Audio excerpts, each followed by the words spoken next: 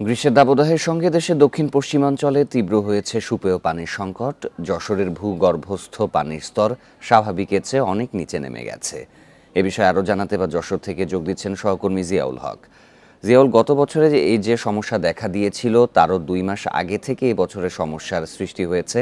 জনসাধারণ কি পরিমাণে দুর্ভোগ পোহাচ্ছেন সুপেয় পানির জন্য? 1, 2, 3 ঢাকায় জমি জিতে নিন 100% ক্যাশব্যাক সহ 20 কোটি টাকার পুরস্কার।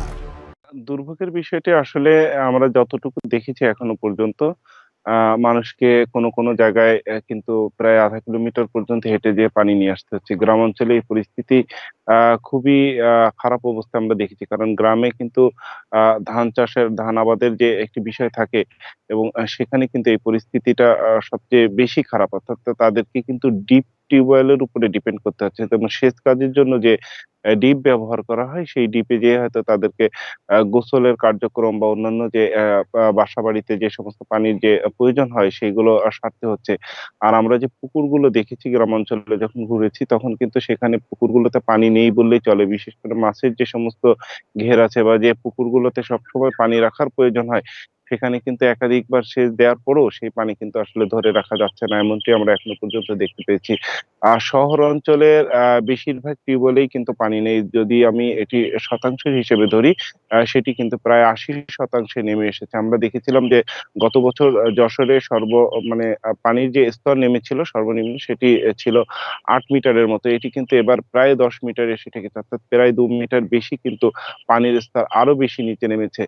এই বিষয়গুলো নিয়ে আসলে পরিবেশবিদরা বলছেন এটি আসলে যে একটি সময়েই হয়েছে বা ২-১ বছরে হয়েছে বিষয়টি কিন্তু এরকম না। এটি কিন্তু দীর্ঘ সময় ধরে মানুষের যে জীবনযাপন ব্যবস্থা এবং মানুষ যে কৃষিকাজ বা অন্যান্য যে সমস্ত কাজের জন্য পানি ব্যবহার করেছেন, এই পানির কিন্তু আসলে পরিকল্পিতভাবে তারা ব্যবহার করেননি। বেশিরভাগ ক্ষেত্রেই কিন্তু তারা উপরি স্তরের পানির ব্যবহার করেছেন এবং যে স্তরগুলো ভেদে পানি আসলে উত্তোলন করার প্রয়োজন হয়, সেগুলো কিন্তু তারা মানেননি এবং এই না মানার কারণেই পানির স্তরটি নিচে নামছে।